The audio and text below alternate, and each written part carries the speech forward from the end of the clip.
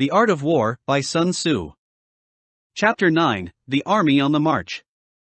Sun Tzu said, "We come now to the question of encamping the army, and observing signs of the enemy. Pass quickly over mountains, and keep in the neighborhood of valleys. Camp in high places, facing the sun. Do not climb heights in order to fight." So much for mountain warfare. After crossing a river, you should get far away from it. When an invading force crosses a river in its onward march, do not advance to meet it in midstream. It will be best to let half the army get across, and then deliver your attack.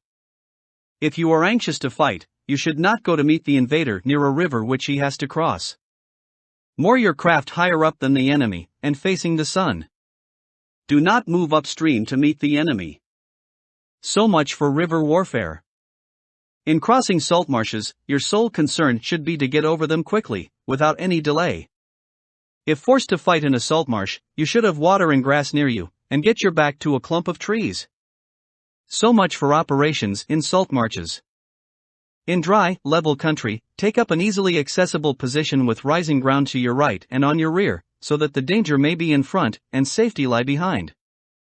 So much for campaigning in flat country. These are the 4 useful branches of military knowledge which enabled the Yellow Emperor to vanquish for several sovereigns. All armies prefer high ground to low and sunny places to dark. If you are careful of your men, and camp on hard ground, the army will be free from disease of every kind, and this will spell victory. When you come to a hill or a bank, occupy the sunny side, with the slope on your right rear. Thus you will at once act for the benefit of your soldiers and utilize the natural advantages of the ground. When, in consequence of heavy rains upcountry, a river which you wish to ford is swollen and flecked with foam, you must wait until it subsides. Country in which there are precipitous cliffs with torrents running between, deep natural hollows, confined places, tangled thickets, quagmires and crevasses, should be left with all possible speed and not approached. While we keep away from such places, we should get the enemy to approach them. While we face them, we should let the enemy have them on his rear. If in the neighborhood of your camp there should be any hilly country, ponds surrounded by aquatic grass, hollow basins filled with reeds, or woods with thick undergrowth, they must be carefully routed out and searched. For these are places where men in ambush or insidious spies are likely to be lurking. When the enemy is close at hand and remains quiet, he is relying on the natural strength of his position. When he keeps aloof and tries to provoke a battle, he is anxious for the other side to advance. If his place of encampment is easy of access, he is tendering a bait. Movement amongst the trees of a forest shows that the enemy is advancing. The appearance of a number of screens in the midst of thick grass means that the enemy wants to make us suspicious. The rising of birds in their flight is the sign of an ambuscade. Startled beasts indicate that a sudden attack is coming. When there is dust rising in a high column, it is the sign of chariots advancing. When the dust is low, but spread over a wide area, it betokens the approach of infantry. When it branches out in different directions, it shows that parties have been sent to collect firewood. A few clouds of dust moving to and fro signify that the army is encamping. Humble words and increased preparations are signs that the enemy is about to advance. Violent language and driving forward as if to the attack are signs that he will retreat. When the light chariots come out first and take up a position on the wings, it is a sign that the enemy is forming for battle. Peace proposals unaccompanied by a sworn covenant indicate a plot. When there is much running about and the soldiers fall into rank, it means that the critical moment has come. When some are seen advancing and some retreating, it is a lure. When the soldiers stand leaning on their spears, they are faint from want of food. If those who are sent to draw water begin by drinking themselves, the army is suffering from thirst.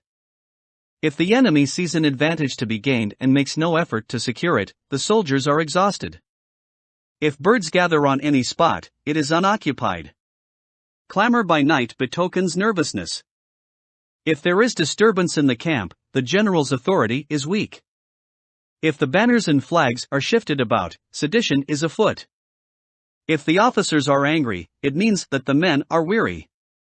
When an army feeds its horses with grain and kills its cattle for food, and when the men do not hang their cooking pots over the campfires, showing that they will not return to their tents, you may know that they are determined to fight to the death. The sight of men whispering together in small knots or speaking in subdued tones points to disaffection amongst the rank and file. Too frequent rewards signify that the enemy is at the end of his resources. Too many punishments betray a condition of dire distress. To begin by bluster, but afterwards to take fright at the enemy's numbers, shows a supreme lack of intelligence. When envoys are sent with compliments in their mouths, it is a sign that the enemy wishes for a truce. If the enemy's troops march up angrily and remain facing ours for a long time without either joining battle or taking themselves off again, the situation is one that demands great vigilance and circumspection. If our troops are no more in number than the enemy, that is amply sufficient. It only means that no direct attack can be made. What we can do is simply to concentrate all our available strength, keep a close watch on the enemy, and obtain reinforcements. He who exercises no forethought but makes light of his opponents is sure to be captured by them. If soldiers are punished before they have grown attached to you, they will not prove submissive. And, unless submissive, then will be practically useless. If, when the soldiers have become attached to you, punishments are not enforced, they will still be useless.